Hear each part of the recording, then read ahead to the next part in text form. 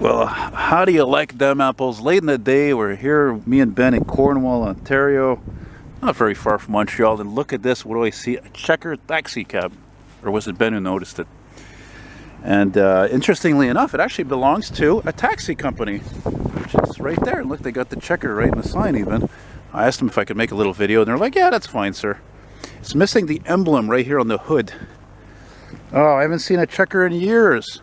It's got what's known as the guardrail bumper there on the front. Those came out in for the government requirements for safety, 5 mile per hour crash safety bumpers for 73 and up. And it's also got the wipers that are parallel to each other. Though that means that that's a model from, I think, made after 77, I think. But it's kind of sad that it's parked here in the snow. That's not very good because these cars rust really easily.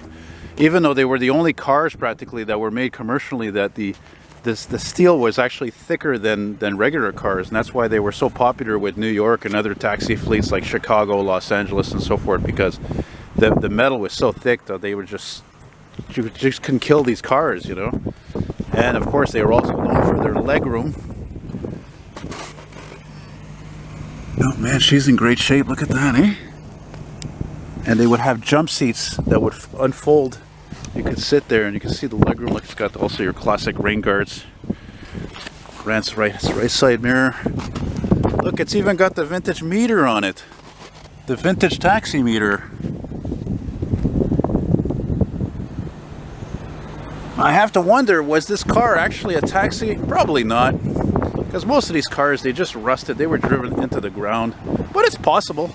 Some of them were civilian models, actually. I even, when I was, like 30 years ago or so, I knew somebody actually, they had one. They had a green one in the West Island.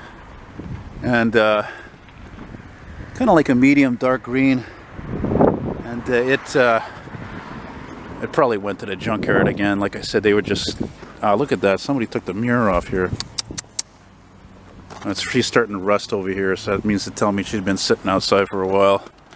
It's got your Chevy Caprice steering wheel on there. Well, if this thing was a taxi, is not a taxi, it sure as hell is very convincing. Even the very plain type of vinyl on the seats. Oh, this is a great surprise.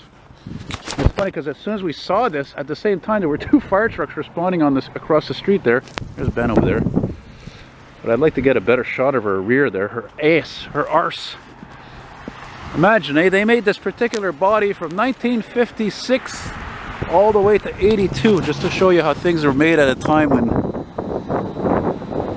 people weren't obsessed with changing things all the time that didn't need to be changed. And Trekker even had, right until the end, they had a prototype they were going to make to replace this, but they just were like out of money, out of cash, you know. Out of time, basically. All right, it's freezing. Well, thanks for watching, and take care. And thank you again, Choice Taxi. If you see this, this is a terrific. So I was hoping to see an old car coming down here, and there you go. So get one last shot. What do you think, Ben? Oh, I forgot to mention the engines for these cars were often 6 cylinders. They were actually the last time I saw a checker, come to think of it, was a guy I know who has a 78, and I got to ride in it, and it had the 250 cubic inch Chevy straight 6, but some of these of course came with 305s later on, 350s, and there you go. Yeah, it's a dream of mine to own one of these things one day, but you don't buy that for fuel economy. All right, and thanks for watching. Take care. Adios.